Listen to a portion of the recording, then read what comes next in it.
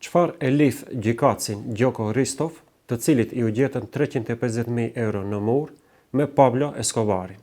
Përgjigja është e thjeshtë, që të dy i fshihnin parat në mure. Siç duket, gjykatësi Ristov taktikën e fshehjes së parave e ka kopjuar pikërisht nga mbreti i drogës. Megjithatë, këtu përfundon ngjashmëria dhe nis tragjedia.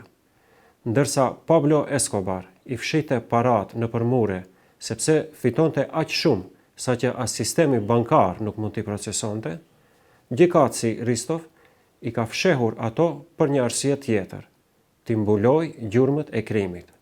Dallimi është i qartë.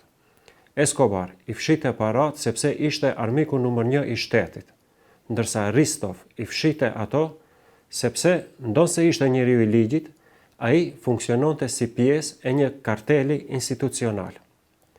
Ky kopjim i metodave të mafias nga një njeri i drejtësisë dëshmon rënien përfundimtare të sistemit tonë. Por ky degradim i gjyqësorit nuk lindi për një herësh. Ai i ka rënjet e thella para 15 vitesh, kur drejtësia u shndërrua në një tesk pazari. Siç dëshmuan bisedat e përgjuara të asaj kohe, emërimet e gjykatësve dhe prokurorëve bëheshin si shkëmbime tregtare mes partnerëve të koalicionit. Mua më jep 2 gjykatës këtu, unë të jap ty 3 prokuror atje. Kjo logjik e aksham pazarit e shndërroi gjykatën në shërbetor të partisë, ndërsa gjykatësit filluan të murosin qindra mijëra eurot në muret e shtëpisë. Por muret e drejtësisë nuk janë të vetmet që po shemben.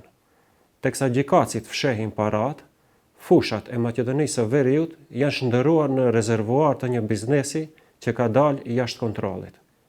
Sekuestrimi i fundit i mbi 40 tonëve marijuanë, që përbën një rekord botëror, nxori në dritë lidhjen e tmerrshme mes tregtarëve serb dhe kompanive vendase të kanabisit mjekësor.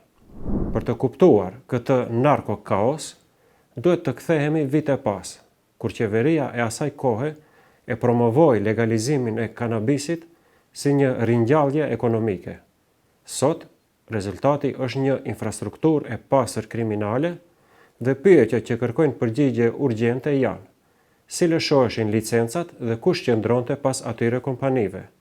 Ku përfundonte marihuana e prodhuar dhe kush e mbronte tregtinë e paligjshme? Kush përfitoi dhe sa përfitoi?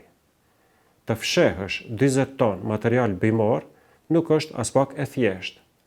Në një vend të vogël si i joni, është thuajse e pamundur. 40 ton marihuanë nuk janë pako heroine apo kokaine që mund të fshihen lehtësisht në muret e shtëpisë. Ato janë një masë gjigante që zë hapësirë dhe përhap erë. Ky sekuestrim rekord tregon se nuk bëhet fjalë për zhvillim ekonomik, por për funksionimin e krimit të organizuar në bekimin e licencave shtetërore. Kur 350.000 euro mbyllen në murin e një gjykatësi dhe 20 ton drogë mbyllen në depo me leje zyrtare, kuptojmë se ky vend nuk ka nevojë vetëm për një vetting sipërfaqësor.